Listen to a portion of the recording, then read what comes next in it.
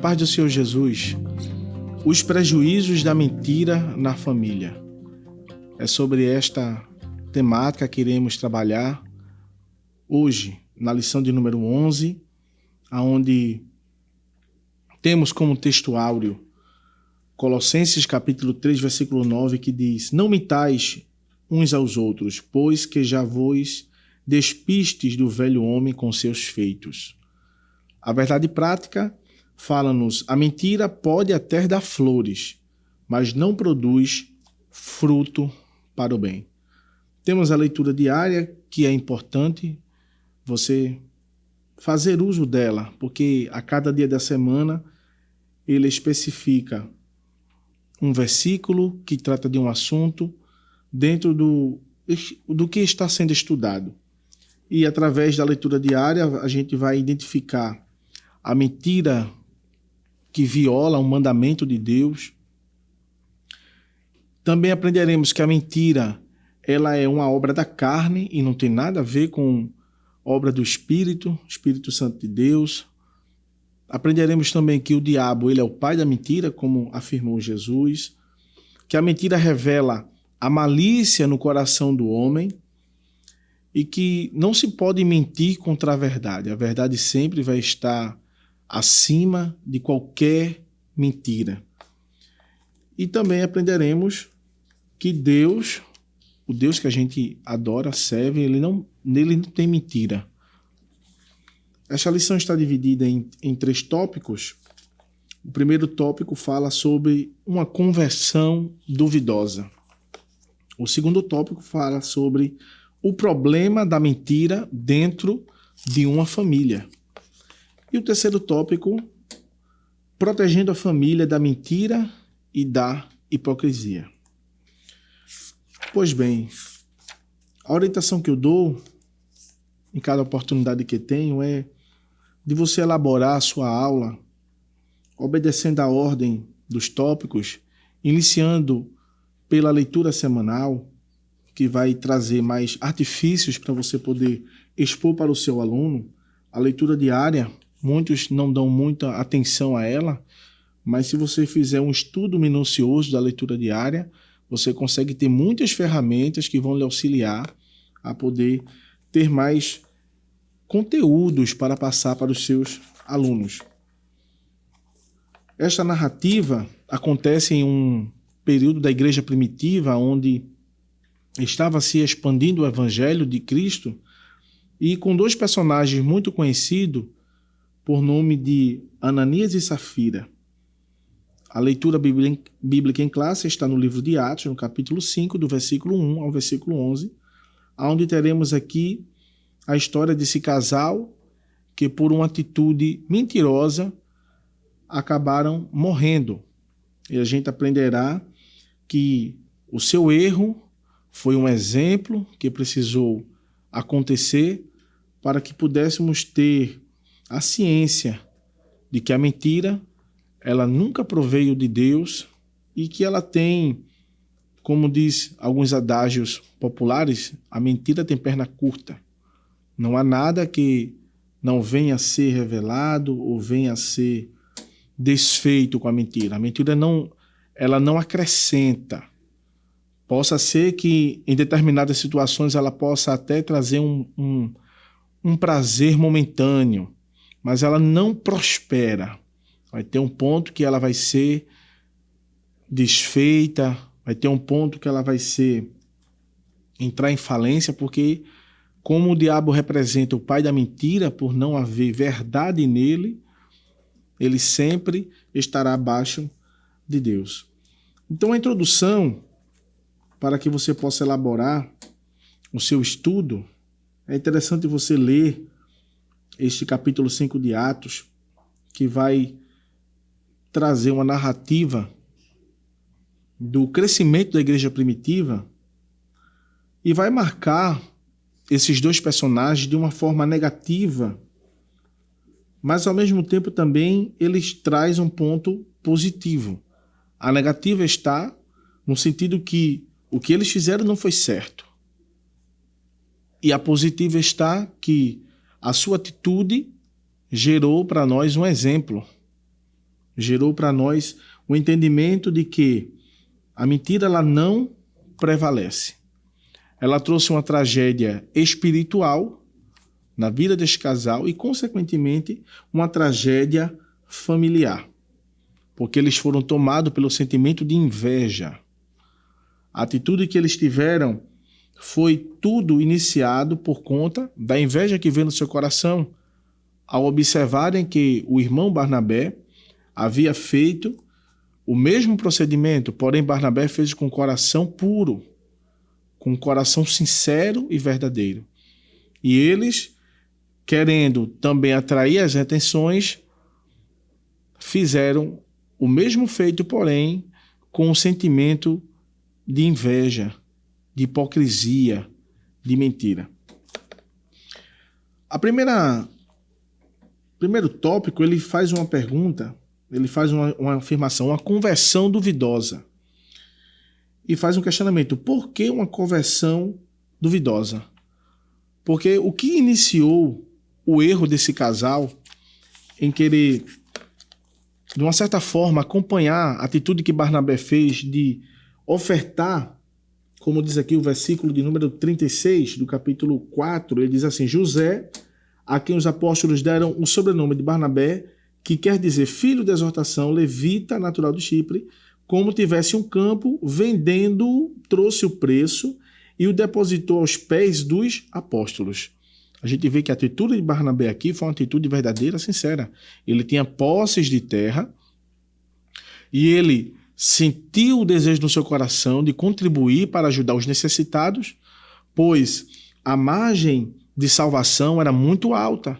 Eram 3.000 pessoas por pregação, 5.000, e foi uma crescente que fez com que no meio daquela multidão houvessem necessitados, e nem todos tinham as mesmas condições. Então, foi uma iniciativa do Espírito Santo em tocar os corações, e homens como Barnabé e outros que tinham recursos começaram a vender suas propriedades e doarem com uma atitude de nobreza, de amor. Porque, como diz o versículo de número 42 do capítulo 2 de Atos, a gente vê como é que estavam vivendo. Fala assim, e perseveravam na doutrina dos apóstolos, na comunhão, no partir do pão e nas orações. Olha como é que a igreja estava se desenvolvendo, a começar da liderança. A liderança já havia absorvido os ensinamentos de Cristo. E as novas lideranças que estavam se formando, eles começavam a acompanhar os ensinamentos do mestre. E nesse versículo 42 a gente identifica qual era o padrão, o principal. Perseverar na doutrina, na comunhão, no partir do pão e nas orações. Aí o versículo 43 fala, em cada alma havia temor. E muitos prodígios e sinais eram feitos por intermédio dos apóstolos. Então havia a propagação do evangelho em sua raiz, amor, que o que fez Cristo vir e dar a sua vida foi o amor, como diz o apóstolo Paulo, um amor supremo, um dom supremo que veio de Deus. E esse amor a qual levou Cristo a sair de sua glória, o verbo se fazer carne, e ele vinha habitar entre nós, negociar sua posição gloriosa, e vir padecer por nós foi o amor. E este amor, os discípulos estavam, agora apóstolos, estavam propagando, e a proporção que o evangelho ia acrescentando e aumentando, esta visão ia sendo mantida, a perseverança na doutrina, na comunhão, no partir do pão e nas orações. Então, essa iniciativa de Barnabé, não somente de Barnabé, mas de outros também, foi um reflexo do fruto do Espírito Santo que estava sendo gerado na igreja. E entra esse casal em cena, Ananias e Safira, porque o coração deles não estava sendo verdadeiro, né? Estava sendo motivado, iniciado não por amor, mas por um sentimento de inveja. E essa inveja desencadeou na mentira e, consequentemente, eles foram penalizados porque o pecado deles não foi contra homens, e sim contra Deus. Então é importante enfatizar que no início desse movimento de Pentecostes, Ananias e Safira, eles faziam parte da igreja local Entretanto, a velha natureza é que estava prevalecendo neles. Então, por isso que o tópico começa com uma afirmação, uma conversão duvidosa.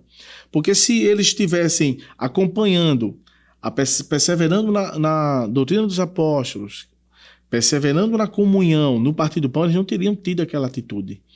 Eles não teriam dado espaço às obras da carne, e sim estariam no Espírito. Então, por isso que a conversão deles é duvidosa. A comunhão da igreja de Atos está claro, no versículo que eu li, no versículo 42, que havia uma comunhão entre os irmãos. Havia uma perseverança na doutrina ensinada por Cristo. Havia uma constância na comunhão entre os irmãos. Então, uma pessoa que fosse transformada, ela não abriria brechas para essa atitude como Ananias e Safira tiveram, de querer enganar, de querer aproveitar uma oportunidade porque viu seu irmão tendo a iniciativa, como teve Barnabé, de vender terras e, olha, isso aqui é tudo para a obra, é para ajudar os necessitados, é para ajudar aqueles que não têm o que comer, não têm o que se vestir. E ele viu que aquilo ali, de certa forma, trouxe uma notoriedade a Barnabé e eles disseram, então a gente também quer. Então como é que a gente vai fazer? A gente vai vender e só vai declarar a metade, só vai declarar uma parte. Pensando ele que ali eram coisas de homens. E quando eles dão continuidade ao seu plano invejoso, hipócrita e principalmente mentiroso, Ananias, ele sofre a penalidade e logo em seguida a sua esposa, quando chega também para dar continuidade àquele projeto. Então, a gente identifica nesses personagens a inveja e a hipocrisia, que vão ser totalmente diferentes da verdade. Entendeu? Então é importante você compreender que o que iniciou, qual foi o pecado de Ananias? Foi porque ele deu a metade? Não. O dinheiro estava lá disponível para ele administrar como ele quisesse. O pecado não foi porque ele deu 50% para a obra e guardou 50%. O pecado iniciou no intuito do seu coração, na mentira. Ele poderia muito bem reservar, eu vou dar apenas esse aqui. Vou dar apenas a minha parte. A parte que eu vou cooperar é essa daqui, 50%. Mas eles queriam atrair a atenção deles através da mentira. Queriam atrair holofotes para a sua atitude. Ele não estava fazendo aquilo de coração. O pecado dele foi porque dentro do coração brotou a inveja. E a inveja veio dando continuidade à hipocrisia. E desta forma eles desenvolveram o quê? Um sentimento carnal, tramando um plano para impressionar os apóstolos da igreja. O pecado dele não foi porque ele deu 50%, foi porque a raiz no seu coração, a mentira, a inveja, gerou nele. O objetivo não era ajudar, não era contribuir, o objetivo era impressionar os apóstolos e a igreja. Então o plano era vender uma propriedade, levar o dinheiro como oferta à igreja, mas reter uma parte desse valor para eles mesmos e entregar a outra parte como se fosse o valor completo. Então eles estavam trabalhando com hipocrisia, estavam fingindo uma ação nobre. O pecado deles foi, a atrocidade foi justamente essa, de eles instaurar no seu coração um sentimento de inveja, mentira, de engano. Logo a gente identifica a mentira. Veja, a mentira usando a inveja, usando a hipocrisia, chegando no engano e fazendo com que eles morram espiritualmente e, consequentemente, se desfaça aquela família. Então, temos que ter esse cuidado. Por isso que eu disse que o exemplo de Ananias e Safira, para nós, tem um sentido negativo e tem um sentido positivo. O sentido negativo foi a forma a qual eles elaboraram aquele plano, utilizando da inveja, do engano, da mentira. E a forma positiva foi que ficou de exemplo para as demais gerações, em saber que nada se oculta diante dos céus, diante de Deus. A mentira, ela não prevalecerá, não prevalece nunca contra a verdade. A sinopse do primeiro tópico fala: a igreja primitiva vivia uma verdadeira comunhão. Entretanto, Ananias e Safira dissimulavam essa comunhão com a mentira. Então, por isto que vocês têm que pontuar a questão da conversão. Porque quem é convertido tem mudança. A mudança começa primeiro no seu entendimento, na sua mente. E as suas atitudes vão serem colaboradoras com a mudança que iniciou no seu entendimento. O Espírito Santo é quem convence o homem do pecado. Quando o pecado é convencido na nossa consciência, o homem reconhece que errou, ali ele está se arrependendo. Começa uma mudança ali no seu entendimento. E as suas ações, a sua praticidade vai ser uma coisa natural. Então, quando Ananias e Safira têm essa atitude, a gente observa que eles estavam participando da igreja, estavam participando dos ofícios da igreja, porém, não estavam convertidos. Importante, querido professor, você fazer essa diferença, identificar qual foi o erro de Ananias e Safira, identificar que as suas ações provam que eles não tinham alcançado ainda uma conversão verdadeira, porque a partir do momento que eles não atingem a conversão verdadeira, eles não estão perseverando na doutrina, eles não estão perseverando nas orações, eles não estão dividindo o partir do pão e muito menos a comunhão com os irmãos. É como se fosse uma igreja dentro de outra igreja. E por eles não estarem acompanhando, não estarem seguindo de corações transformados verdadeiramente, acarretou nesse exemplo negativo e que gerou o positivo como exemplo para nós. Primeiro tópico, a gente tem como tratar essa questão, uma conversão duvidosa. O segundo tópico, ele fala-nos o problema da mentira dentro da família. Temos tratado nesse trimestre sobre a família. E a mentira, ela não deve apenas estar fora da família, mas da vida do cristão. Em todas as áreas, ela não deve ser usada, porque a gente vai aprender no Evangelho de João, no capítulo 8, versículo 44, vai dizer que o diabo ele é o pai da mentira. O próprio Jesus falou sobre isso. Então a mentira é um prejuízo que a gente está usando aqui o exemplo de família, porém é um prejuízo que ele causa em todas as áreas. Na área sentimental, na área da família, na área de trabalho, na área social, em qualquer área, a mentira ela vai desencadear um prejuízo. Como o nosso trimestre fala sobre relacionamentos de família, e a cada capítulo tem sido tratado situações dentro da família, a gente está especificando a mentira, mas no caso da família. Então, Ananias e Safira, eles imaginaram que poderiam tirar proveito do desconhecimento das pessoas da igreja sobre a artimanha que eles estavam tentando desenvolver. Eles pensaram, a gente vai tirar proveito aqui, a gente vai ganhar holofote, a gente vai ganhar atenção, o povo vai nos aplaudir, vai dizer, olha, aquele casal abençoado, venderam propriedades, estão aqui, ó, entregando para a igreja, mas eles acabaram sendo penalizados pelaquela obra da carne, porque uma obra, o uso da mentira revela para nós a escravidão da carne. Uma pessoa que usa muito esse artifício de mentira, ela não pode ser chamada de uma pessoa convertida, transformada, porque a mentira conjugada com a hipocrisia, ela traz consequências sérias para a família. Então, quem faz uso da mentira está dominado pelo poder da carne. Não tem como você dizer que é um cristão verdadeiro, autêntico, se você vive com mentiras nas suas ações. Então, ações com palavras, com enganos, isso aí não traz prosperidade, não traz crescimento. Ananias e Safira pensaram que encobrindo o propósito do seu coração, eles estariam evoluindo, mas eles perderam, primeiro, a tragédia aconteceu espiritual e, consequentemente, uma tragédia familiar. Então, o segundo tópico, ele vai pontuar que o problema da mentira dentro da família, ela gera tragédias. O problema da mentira dentro da família gera tragédias. O apóstolo Paulo ele vai escrever à igreja de Gálatas e ele vai especificar quais são as obras do Espírito e as obras da carne.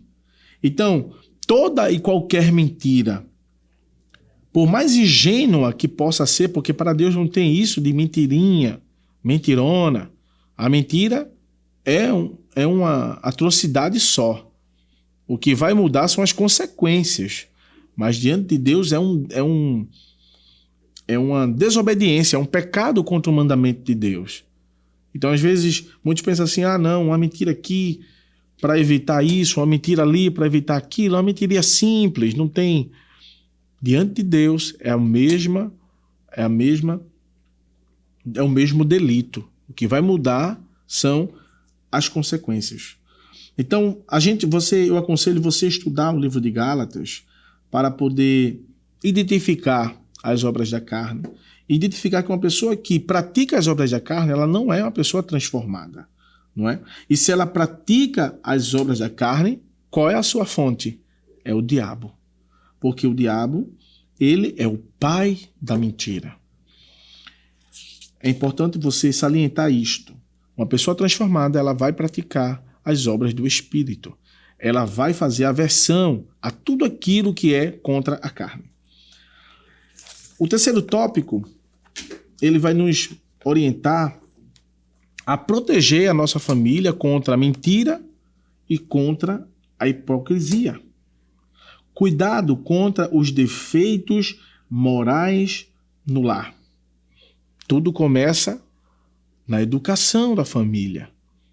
É importante. Como é que eu vou blindar? Como é que eu vou proteger a minha família da mentira? É justamente colocando a palavra de Deus como mandamento principal da sua vida. Pensa que, não, porque é criança, está mentindo um pouquinho. Não, é quebrar o mal pela raiz. A educação tem que começar na sua casa, nas suas ações. O seu testemunho vale mais do que palavras. Então é importante, querido professor, você procurar a definição de mentira, a definição de hipocrisia, a definição de engano, e depois fazer um organograma, porque pensa que mentira e hipocrisia é a mesma coisa. Cada um tem uma definição que, quando você traz para o conhecimento do seu aluno, facilita a compreensão. Faça isso. Precisamos agir contra a hipocrisia e contra a mentira. A mentira que foi propagada por Ananias e Safira. Por isso que a Bíblia nos ensina a trocar a verdade de Deus, não trocar a verdade de Deus como fazem as pessoas dominadas pelo pecado. As pessoas dominadas pelo pecado, elas trazem a verdade de Deus para trocar por mentiras. Querem justificar os seus erros, os seus pecados, trocando a verdade da palavra. A luz da palavra de Deus não pode ser mudada. O que era verdade desde o princípio continua sendo verdade agora em nossa geração. Então, cabe dentro de nós procurarmos desviar da mentira, porque tanto a mentira como a hipocrisia são vícios da carne. E a gente só vai conseguir vencer esses vícios da carne cheios do Espírito Santo. E para ser cheio do Espírito Santo, eu tenho que ter o conhecimento do mandamento, o conhecimento da palavra. O conhecimento da palavra, o conhecimento do mandamento, regado com orações, me faz aproximar de Deus e me faz proteger contra a mentira, contra as obras da carne. A gente tem que ter a vigilância de não deixar o inimigo agir na nossa família. Observe que Pedro questiona Ananias: por que encheu Satanás o teu coração? Porque provavelmente ele não teve uma conversão completa e ele não preenchia o seu espírito com as verdades da palavra. Preenchia seu espírito com verdades da carne. E isso fez ele cometer esse plano e tentar pensar que iria sair por bem. Então, o nosso inimigo, ele trabalha contra a igreja. Ele trabalha incansavelmente, investindo contra os seus membros, investindo contra a família. Mas a Bíblia nos fala, no livro, a carta escrita a Tiago, no capítulo 4, versículo 7, sujeitai-vos, pois, a Deus, resisti ao diabo, e ele fugirá de vós. Como é que eu me sujeito a Deus? Lendo a sua palavra, aplicando a sua palavra, Então, me sujeitando a Deus, eu resisto, porque eu estou fortalecido pela palavra. Eu estou fortalecido na verdade que é Jesus. Eu estou fortalecido no caminho, na verdade que é Jesus. E quando eu me fortaleço, eu consigo vencer a mentira. Porque se eu não fortalecer o meu espírito, eu cederei à tentação da mentira. É preciso estabelecer uma camada de proteção na família cristã contra os instrumentos da mentira e da hipocrisia. Você tem que pontuar isso para os seus alunos. Temos que proteger a nossa família. A conclusão é que, como aconteceu na vida de Ananias e Safira, que foram punidos pelo Senhor por terem cometido um pecado diretamente contra o Senhor, e a sua sentença foi a morte. Membros de família que praticam a mentira precisam ter cuidado, porque podem experimentar consequências gravíssimas. E essas consequências podem gerar a morte espiritual e, consequentemente, a perca da salvação. Nós somos cristãos e temos que procurar andar na verdade. Aquele que usa a mentira como artifício, ele está sendo filho do diabo. E os cristãos nascidos em Cristo são filhos de Deus, andam na luz, andam na verdade, andam na obediência. Então a mentira é algo que nós devemos combater, queridos, tanto em nosso relacionamento familiar como em todas as arestas da nossa vida. Em nosso convívio, aonde chegarmos, temos que combater a mentira. E a forma de combatermos a mentira é através da palavra de Deus. É seguir o padrão que foi instituído no crescimento da igreja primitiva, a perseverança na doutrina da palavra, a constância na comunhão, o partir do pão e as orações. Se seguirmos esses passos, consequentemente venceremos a mentira, que é uma ferramenta muito usada pelo nosso adversário espiritual, chamado diabo. Ele usa a mentira para poder desfazer de tudo aquilo que Deus projetou, de tudo aquilo que Deus construiu. Então, como eu vou proteger a minha família? Com oração e vigilância. Como eu vou estar fortalecido? Através da palavra. Então, essa lição de número 11 traz para nós essas verdades, comprovando que a mentira ela traz prejuízo. E quando ela não é educada, domesticada ainda na família, ela vai gerar consequências que vai sair do lar e vai atingir a sociedade, e cada vez mais é que nem um câncer que brota e vai, através da metástase, não é? Se proliferando e causando danos. Então, proteja a sua família. Identifique aonde está a raiz do mal. Após identificar o problema, sare o problema, traga o remédio, traga a prevenção, que é justamente a palavra de Deus. Este exemplo de Ananias e Safira serve para nós como uma forma positiva de entendermos que a mentira ela não prevalece e que devemos cada vez mais andar na verdade. O objetivo dessa lição é identificarmos que a mentira ela não prevalece contra a verdade. Então, procure saber as definições de mentira, de hipocrisia, de engano. Identifique as obras da carne. Passe para os seus alunos as obras, como proteger.